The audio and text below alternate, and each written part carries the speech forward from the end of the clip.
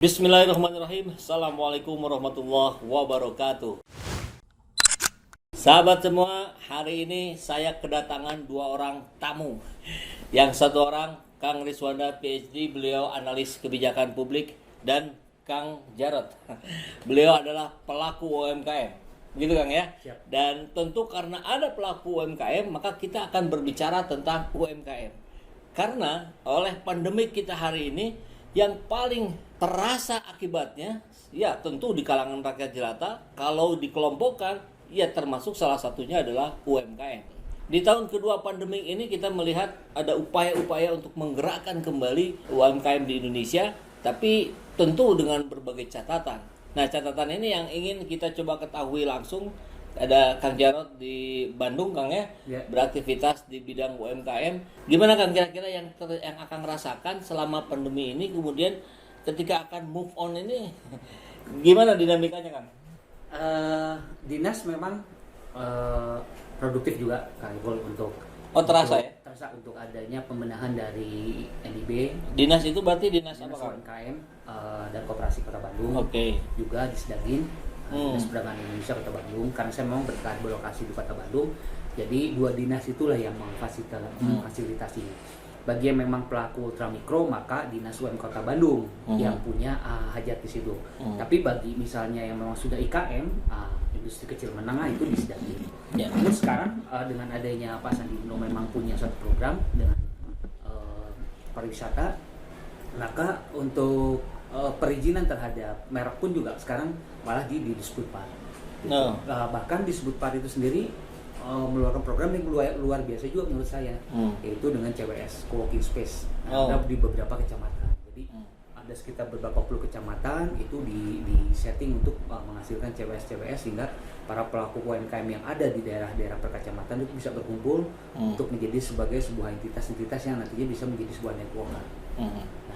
Nah, dari program-program pemerintah yang dianggap sudah bagus itu, apakah itu dirasakan efektif? Kan belum tentu ya, program bagus hasilnya bagus, belum tentu. Iya, betul. Karena tentu ada faktor-faktor yang mempengaruhi. Yang akan rasakan dengan beberapa komunitas UMKM, apakah itu membantu atau tidak membantu atau malah merepotkan? Saya melihatnya dari dinas dan pelaku UMKM, saya melihatnya secara pribadi itu programnya bagus kan. Tapi walau alam ya, saya melihatnya ada di manpowernya sendiri nih, Paris dengan Kang Syukur. Jadi bagaimana pelaku UMKM juga saya tidak menutupi, memang ada juga sih oknum-oknum yang memang sudah memang tidak tahu, tapi malah sok tahu. Nah itu juga menjadi kendala buat kesolidan terhadap pembentukan tim Kang. Oknum itu kayak gimana maksudnya? Jadi gini, ada beberapa mungkin teman-teman pelaku UMKM yang dia ngeyel masih megang biasa satu. Udah saya tahu lah bagaimana mengkreasikan ini, bagaimana menjalankan program-program yang dapat dari dinas. Tapi sebetulnya dari keamanan, dari cara penafsiran terhadap program tersebut dia stuck, kurang bisa mungkin mengikuti terhadap program yang update sekarang, sehingga itu membuat menjadi terkendala pada beberapa teman-teman juga. Itu teh oknum UMKM atau oknum dari pemerintah? Kalau dari oknum teman-teman sendiri, saya melihatnya adalah mungkin tanda kutip ya oknumnya ya. Dia tidak memiliki kelegowoan, keterbukaan mindset ataupun hati untuk, yuk kalau yang memang yang mampu maju ke depan deh. Karena ada beberapa misalnya dari satu program itu malah jadi stuck, nggak berjalan. Karena gitulah, mungkin merasa egonya muncul sehingga ingin merasa lebih baik daripada yang lain. Nggak apa-apa sih menurut saya dengan adanya kompetisi, tapi ya programnya diterjemahkan dulu gitu. Sehingga menjadi sebuah prestasi di sebuah kelompok UMKM itu, dan dinas pun harapan saya bisa menseleksi itu secara objektif. Sehingga kalau yang memang benar-benar program dari dinas lain bagus ya terima, atau yuk di-accept dan dinikahkan. Karena kan saya melihatnya sebagai pelaku UMKM Kota Bandung kan, bukan parsial. Harapannya dinas mampu menyeleksi secara fair. Betul. Nah, faktanya bagaimana selama ini, Kang? Selama ini memang masih ada like and dislike-nya cukup tinggi juga. Masih ada subjektivitas, yang dekat itu yang akan diprioritaskan. Oke. Memang nggak salah. Karena orang yang memang misalnya selalu silaturahmi, mungkin itu ya hikmahnya silaturahmi. Tapi mungkin ada juga yang memang akhirnya terkesan di antara teman-teman yang tahu belakangan melihat, loh kok hanya hanya seperti itu saja, by dekat saja kok bisa lolos ya gitu. Itu yang sebenarnya kita. Iya. Nah, Kang Riz, oknum kan di mana-mana juga ada ya. Kita tahu lah ya di aparat kepolisian, TNI, dinas ini, dinas itu segala macam yang namanya oknum selalu ada. Tapi mensiasati bagaimana agar program peningkatan ekonomi masyarakat ini cepat naik kembali, cepat move on dari kondisi pandemi terhadap ini tadi oknum-oknum itu gimana ya cara memberantasnya gitu atau mensiasatinya atau gimana? Iya, kalau menurut Sigmund Freud misalnya gitu ya, situasi menciptakan peluang, munculnya individu-individu yang kita sebut dengan frasa oknum. Nah, artinya pada saat ingin menghapuskan hal seperti ini ya harus reevaluasi sistemnya, jangan ciptakan peluang. Misalnya soal panjangnya urusan pilihan gitu ya, soal panjangnya urusan perizinan ya jangan ciptakan bahwa itu ada assessment dari seseorang kepada seseorang lainnya, itu peluang. Menurut Freud ya orang itu kan ada ya sederhananya ya ada karena kesempatan kan muncul seperti itu. Nah, saya pikir untuk mengukur program ini berjalan atau tidaknya ya perlu dilakukan pendataan yang lebih serius nih. Persepsi pengguna layanan ini seperti apa sih? Persepsi orang yang menjadi target program ini seperti apa sih? Nah, ini ya perlu dilakukan sebuah survei yang serius, sebuah jajak pendapat. Kalau perlu bukan hanya sekedar jajak ya, apakah go atau not go nih, tapi apa perbaikan yang bisa dilakukan menurut perspektif penggunanya sendiri. Jangan menurut persepsi penyedia layanan loh, lain lagi. Kalau dari Kang Riz atau Kang Jarot, sepanjang ini tahu nggak ada nggak itu program apa proses evaluasi terhadap program yang dilakukan baik oleh dinas koperasi, UMKM, pariwisata dan sebagainya itu terhadap yang akan lakukan? Kalau yang saya alami karena sebagai pelaku UMKM juga itu memang ada share informasi dari dinas.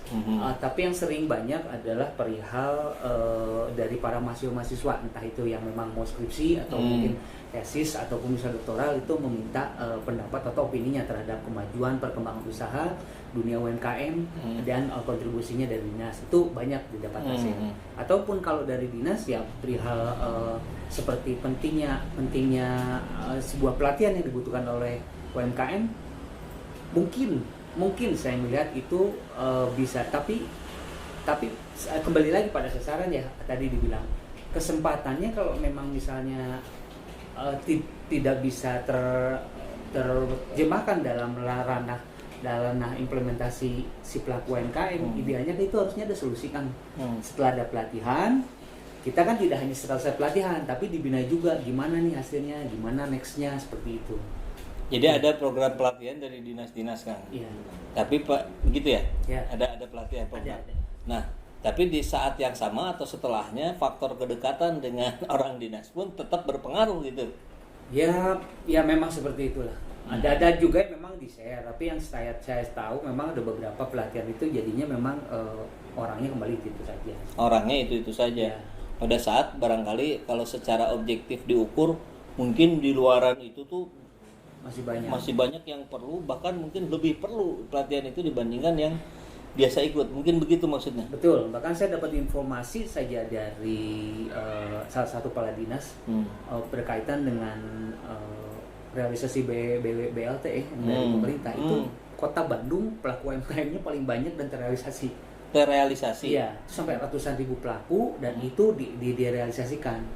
Artinya kan sebetulnya memang dinas sendiri itu sudah memfasilitasi tuh. Kalau dibilang kayak gini lah, terus tuku maha bagerna gitu di dinas kayak gitu. Jadi kalau BLT itu semuanya dapat gitu Kang? Ada yang pengajuannya sebetulnya harusnya nggak dapat. Gitu. Oh, harusnya nggak dapat tapi ikut dapat. Ya karena kan dengan ketentuan ya BLT itu dapat kan. Gitu. Kalau dikaitkan dengan program pelatihannya tadi, kalau pelatihannya itu banyak yang tidak bisa ikut serta gitu. BLT kebagian tapi pelatihannya enggak begitu atau? Betul. Karena gini, bisa jadi karena memang sudah ikut pelatihan biasanya dikumpulkan dalam sebuah WhatsApp group gitu kemudian. Nah, sementara saya melihatnya secara personal adalah yang pengajuan BLT kan sebetulnya bisa lebih objektif kalau memang bisa diberikan secara merata pelatihan itu, betul kan? Hanya daripada hanya sekedar berkumpul pada waktu yang ini saja. Tapi nggak apa-apa ya, mungkin itu atau hak atau kebijakan ataupun misalnya pilihan dari dinas sendiri untuk melakukan pilihan pelatihan itu saya nggak pernah tahu. Tapi itu saya lihat ya udahlah. Yang penting kan sebetulnya implikasinya dari pelatihan itu memang bisa tidak terrealisasi bagi para pelaku UMKM. Ini belum bicara tentang efektivitas pelatihannya ya. Betul. Baru berbicara tentang kesempatan orang ikut pelatihan itu juga ternyata masih terbatas. Gimana Kang Riz mandang itu, Kang? Ya kalau memang sudah punya baseline data seperti tadi, kan alangkah baiknya juga kemudian si pelatihan ini menunya itu disesuaikan dengan kebutuhan peserta yang ada. Siapa tahu dengan cacahan, apakah dengan menu A ini cocok nggak, dengan menu B apakah lanjut, dengan menu C apakah perlu ada tarif lain, misalnya seperti itu. Nah ini kan tidak bisa menurut kacamata pandang penyedia loh, tapi pelaku sendiri yang memang seperti Kang Jarod nih mengeksekusi itu di lapangan. Ini persepsi ini yang sebetulnya bagus menjadi instrumen evaluasi regulasi pelatihan pelaku ultramikro misalnya, pelaku ekonomi kreatif. Jadi membentuk badan baru sepertinya bukan solusi sih ya.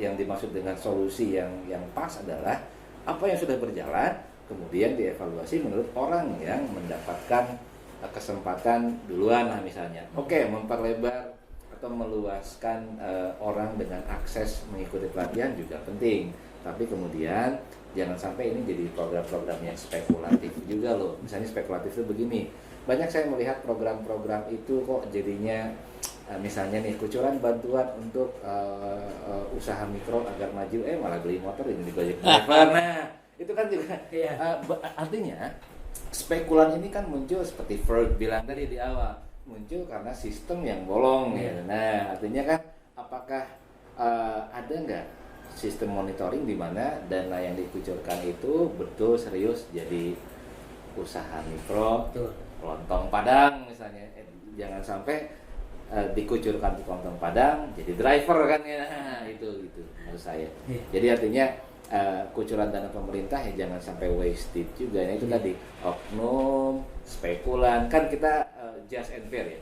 Ada sisi spekulan di pelaku, ada sisi oknum mungkin di penyedia. Jadi dua-duanya juga harus balance dong dievaluasi. Saya ikut nambahkan juga karena juga kenapa kita ada bahasan di awal tahun 2022 juga seperti ini, karena memang sudah muncul lagi nih hawar-hawarnya Pak Waris bahwa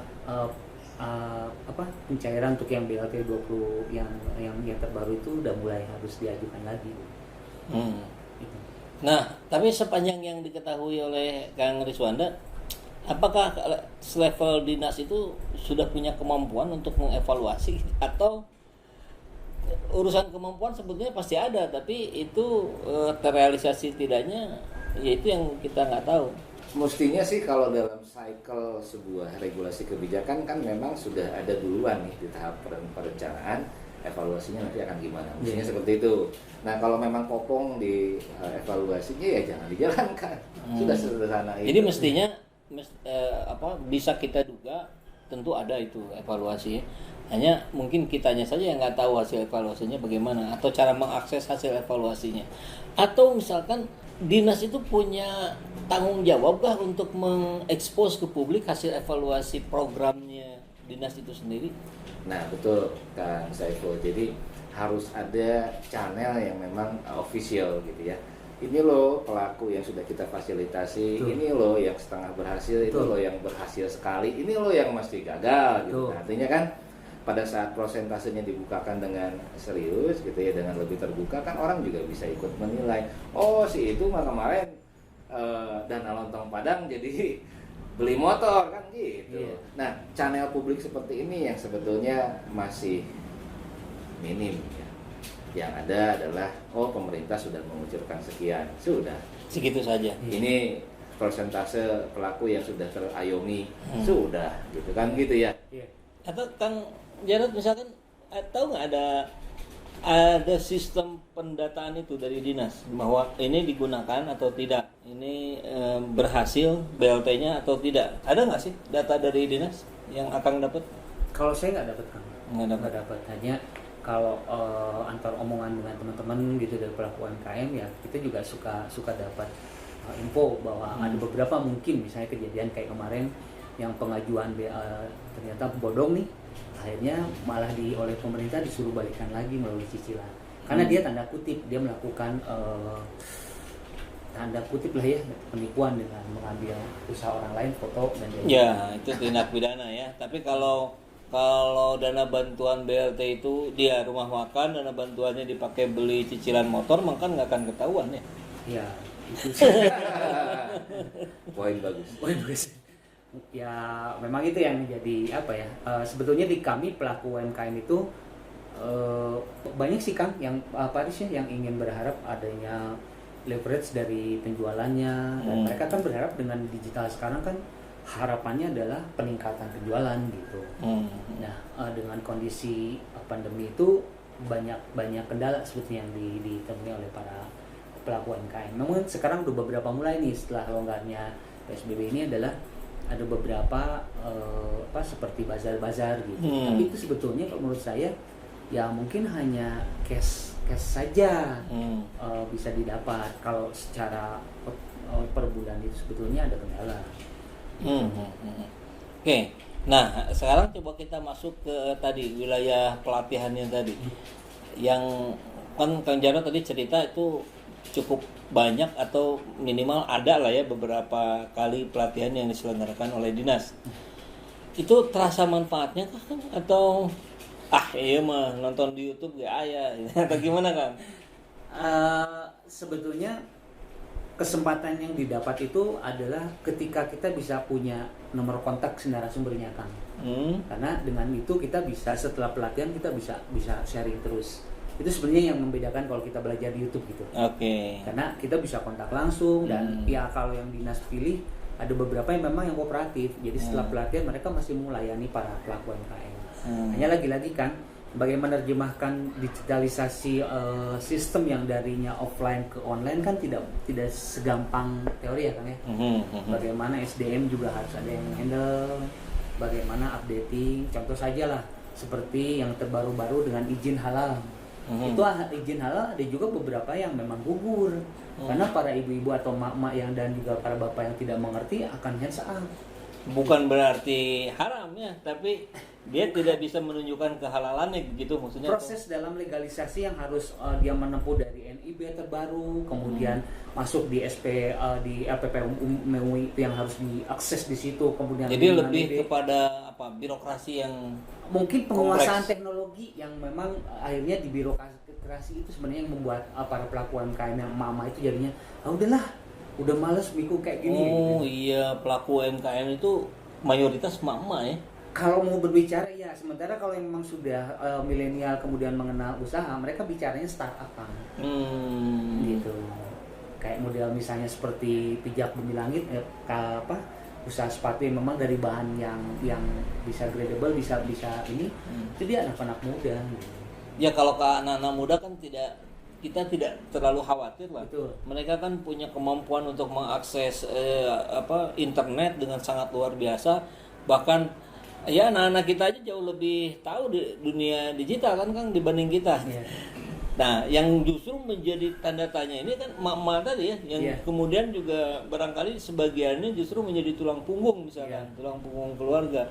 Mereka tidak punya habit, mereka tidak punya kemampuan dasar untuk mengakses internet.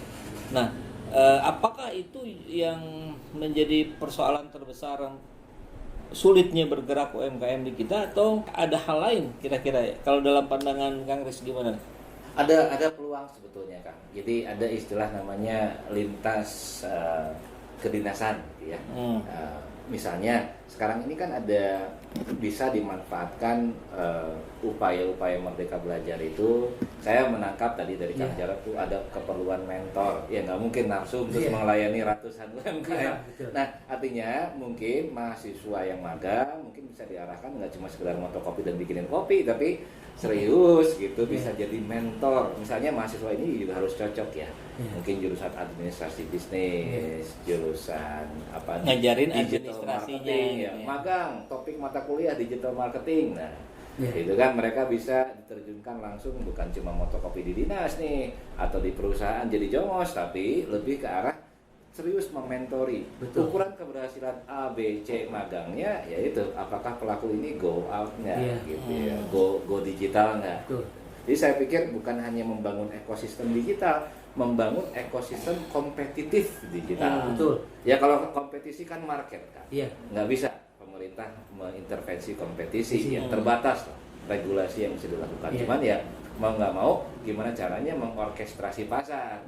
Nah salah satunya mentoring tadi. Atau mentornya nggak bisa jadi juga bukan mahasiswa, pengusaha yang sukses yang dulu mendapatkan kucuran punya kewajiban regulatif mentor calon pelaku usaha, misalnya seperti itu. Itu memang ada juga dilakukan, tapi memang tidak optimal atau tidak maksimal juga, Pak Faris. Terus apa sekarang, yang sudah dilakukan? Kalau sekarang yang dari Kadin salah satunya adalah dengan mengundang atau memberikan akses terhadap SMK yang bergerak di bidangnya, seperti misalnya SMK pemasaran, SMK digital, informatif atau DKV. Itu diundang, kemudian dipertemukan dengan pelaku UMKM. Kalian butuhnya apa nih? Agar memang bisa kolaborasi. Ada pelaku UMKM yang butuhkan, saya butuh SDM online, maka diambillah yang memang dari pemasaran online. Nah itu ternyata juga memang cukup membantu tuh terhadap ininya. Cuman kalau mentoring, saya memang sangat setuju Pak Aris dengan itu. Cuman mungkin yang saya pahami kan saya beberapa kali juga ya ini mindset daripada ibu-ibu sendiri yang memang mentoring itu bermain di mentori atau di coach itu kadang seperti ada resisten, Pak. Padahal sudah beberapa pelaku UMKM yang membuktikan ketika di mentor itu berhasil, Pak. Dia punya miliaran, saya punya nih salah satu teman pelaku UMKM.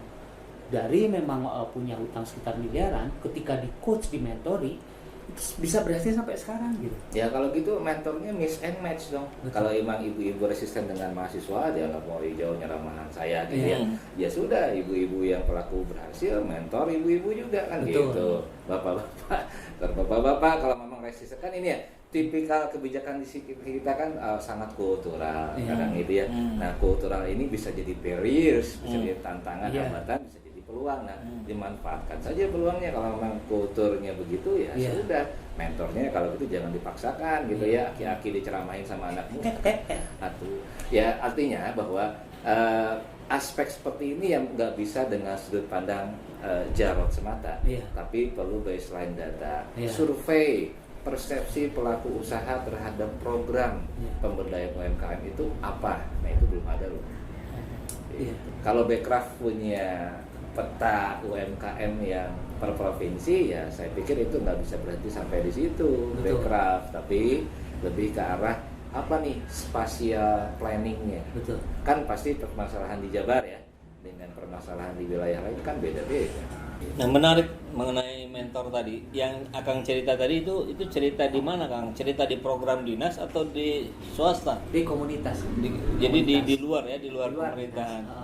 Nah ini yang kalau terasa dampaknya luar biasa, kan mestinya diadopsi ya oleh pemerintah dengan menggunakan pendekatan tadi, coaching. Kalau nggak coaching, adanya regulasi, orang yang sudah sukses dia harus memberikan pencerahan, dia harus memberikan ya semacam mentoring juga gitu ya. Tapi pencerahannya bukan seremonial loh ya. Kan di kita gitu ya. Diundanglah pengusaha sukses si A gitu, ceramah 3 jam gitu.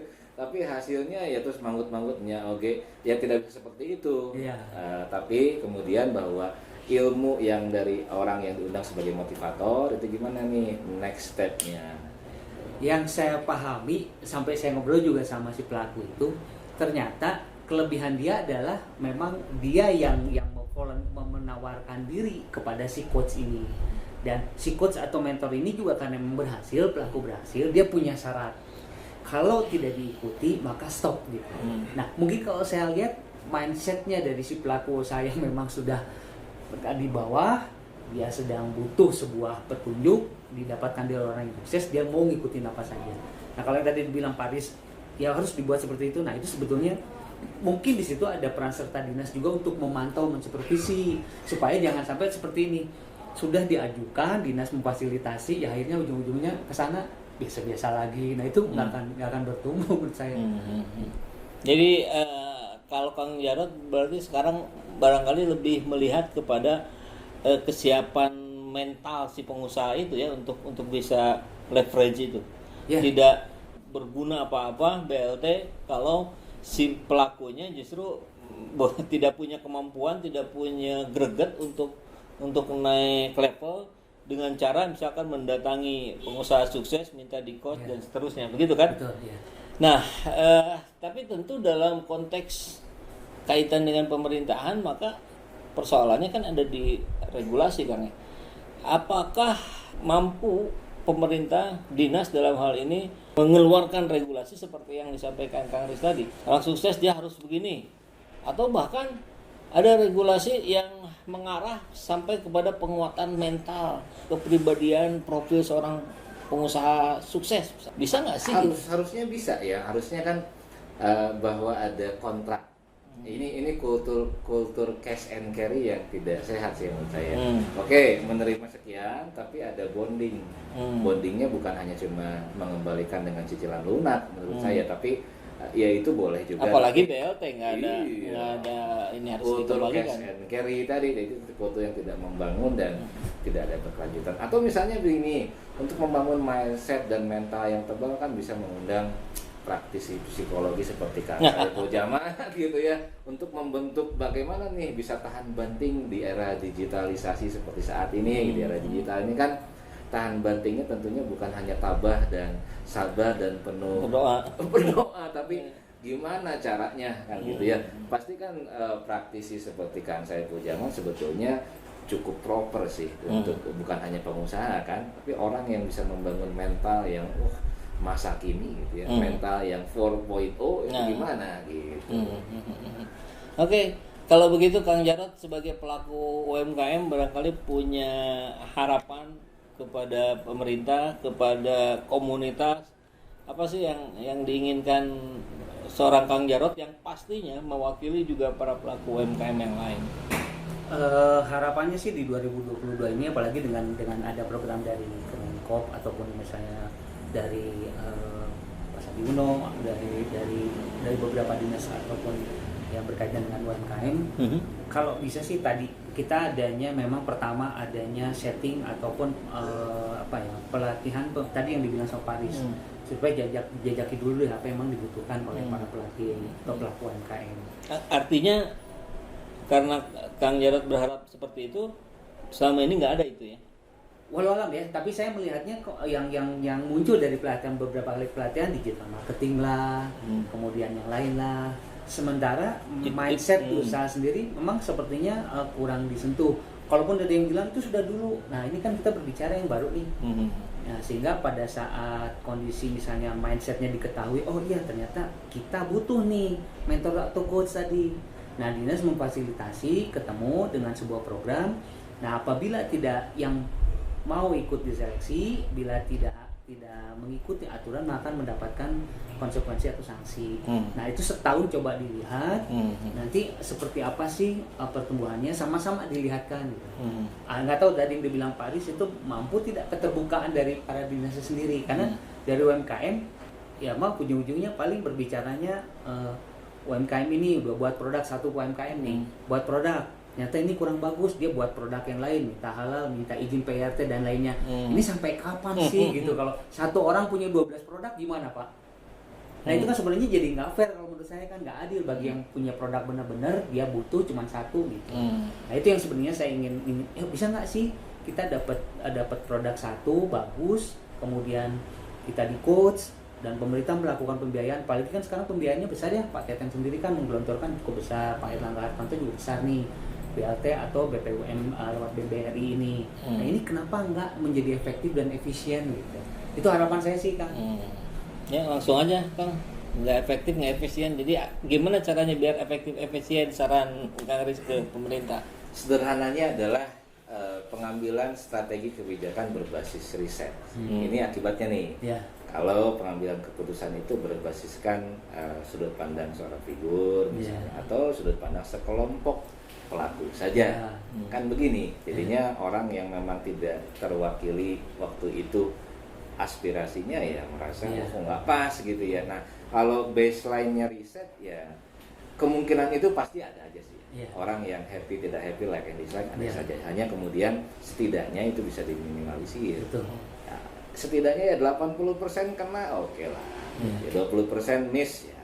Itu masih di bawah masih oke lah. Gitu.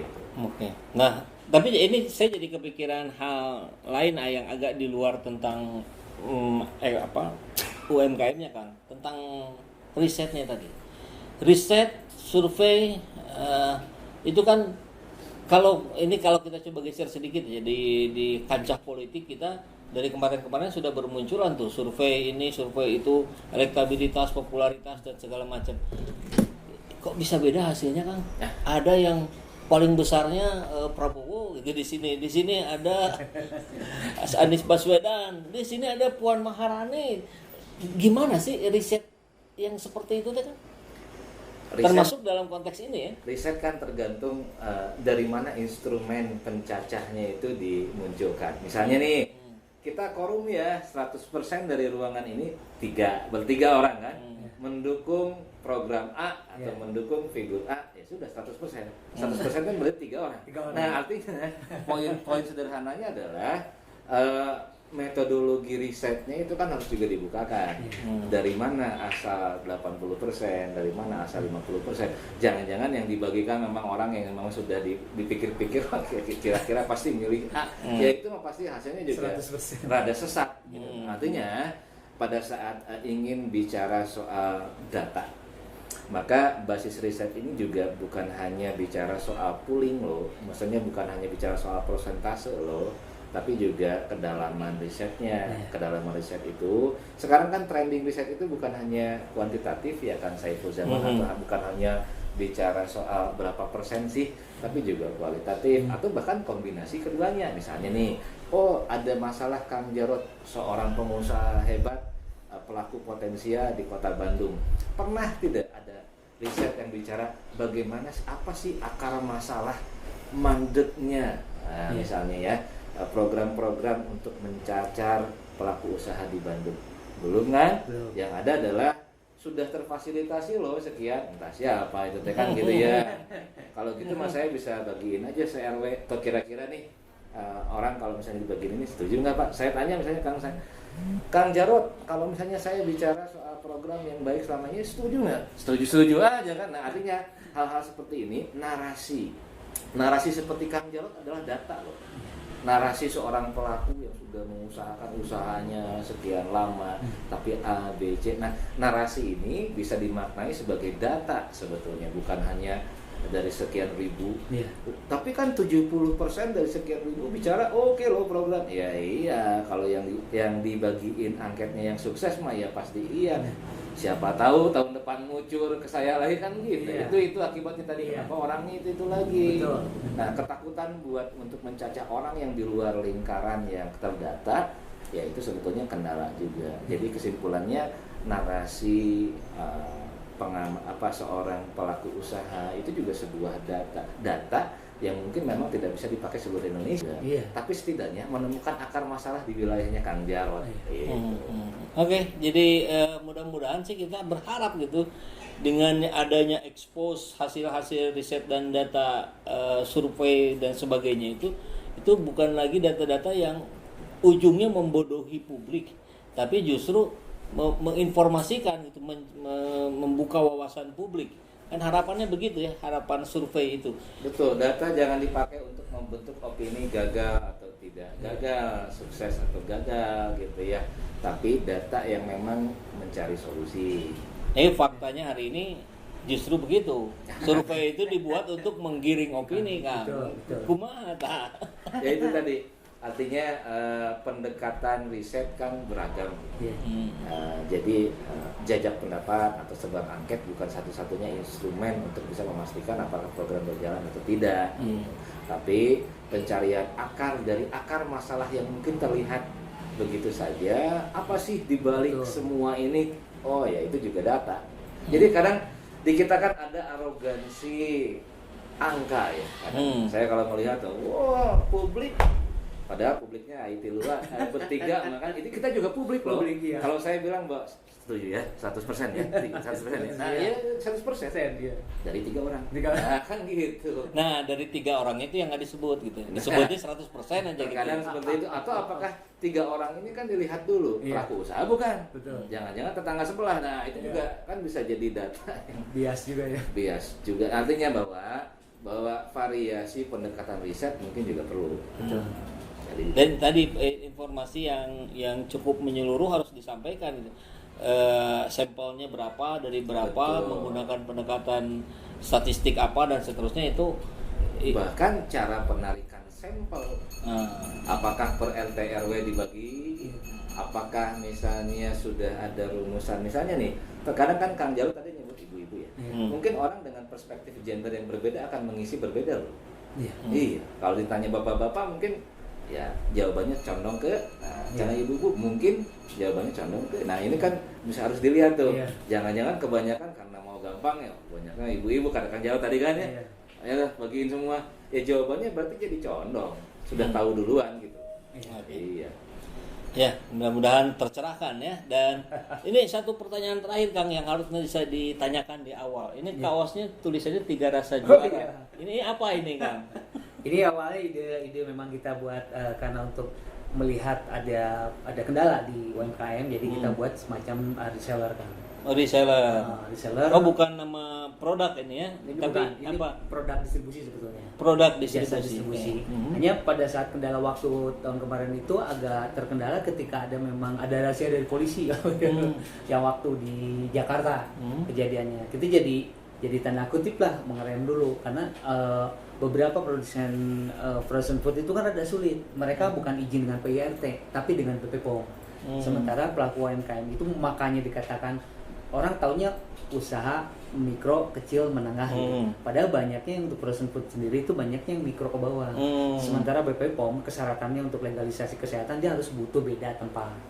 Kemudian ya agak banyak, agak lama gitu kan. Sementara PRT sebetulnya lebih simpel karena memang rumah tangga kan, produksi rumah tangga, industri rumah tangga.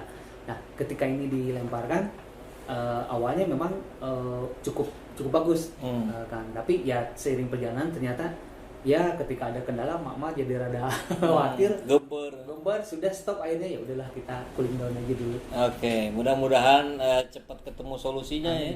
Dan pemerintah juga ini benar-benar harus mampu memetakan ya. Kalau yang sudah mikro, apalagi di bawah mikro, tadi ada istilahnya seperti itu, ya tentu tidak bisa disamakan dengan yang kecil, apalagi menengah. Menengah membicaranya udah triliun, udah miliaran kan ya. Miliaran. Oke, baik. Tapi kalau usaha UMKM-nya yang Kang Jarod lakukan apa nih Kang? Saat ini saya di minuman tradisional, Minuman herbal, tradisional. serta bandeng isi. Minuman tradisional apa Kang? Kayak bioji itu jadi campuran dari jahe merah, bawang putih dan madu. Itu pun sendiri nggak boleh pakai PRT. Nggak boleh. Kenapa? Kalau itu harusnya sebenarnya BP POM. Oh. Tapi kalau saya sebut herbal. Tapi karena memang ternyata saya dapat kemudian dari dinas juga edukasi, itu bukan masuk, kita menyebutnya di minuman tradisional. Karena memang dijualnya sekali saja, tidak lama gitu. Kalau di bawah 7 hari pengawetan itu bisa namanya apa Kang? bioji. Bioji. Ini ada di sini. Oke. Insya Allah. Jadi yang pengen tahu khasiatnya apa segala macam, harganya berapa, kontak ke nomor ini. Oke, sukses Kang Jarod. Terima kasih Kang Riz. Kita mudah-mudahan ini bermanfaat untuk semua. Amin. Karena kita ingin Indonesia bangkit dari segala aspek yang kita lakukan sehari-hari. Iya. Assalamualaikum warahmatullahi wabarakatuh. hari ini banyak masjid yang penampakannya seperti hotel ya. Tapi di sudut-sudut yang lain masih banyak masjid yang kondisinya memprihatinkan. Dengan usia yang sudah sangat lama menjadi lapuk, tidak ada biaya untuk memperbaiki. Bahkan sebagian airnya berwarna kuning, berbau. Ya, saya yakin sahabat semua pernah 1-2 kali mengalami hal tersebut. Maka dari itu, kami dari Saiful Zaman Channel bekerja sama dengan Yayasan Putra Husni Indonesia untuk terus mencari data, mencari lokasi-lokasi masjid yang kondisinya masih memprihatinkan. Dan kita akan ganti berbagai kondisi yang ada di sana dengan keramik yang baru, dengan tembok yang baru, dengan cat yang baru. Bahkan jika airnya tidak memadai, berbau, berwarna dan sebagainya, maka insya Allah kita bertekad untuk membuat sumur yang baru di sana. Jadi 2 program kami hari ini adalah, yang pertama, kita akan melakukan renovasi masjid yang kita anggap tidak layak atau masih bisa ditingkatkan kebersihannya. Dan tentu program yang sudah berjalan, Akademi Dakwah Digital Indonesia. Kita masih perlu orang-orang yang mau masuk terjun ke dunia media sosial untuk mendakwahkan Islam. Karena kita lihat di media sosial banyak sekali serangan-serangan terhadap kepentingan umat Islam. Jadi bagi sahabat yang ingin membersamai kami dalam program-program YPHI, renovasi toilet masjid, Akademi Dakwah Digital, silakan salurkan donasinya ke rekening yang ada di sini dan silakan mengkonfirmasinya ke nomor yang ada di sini.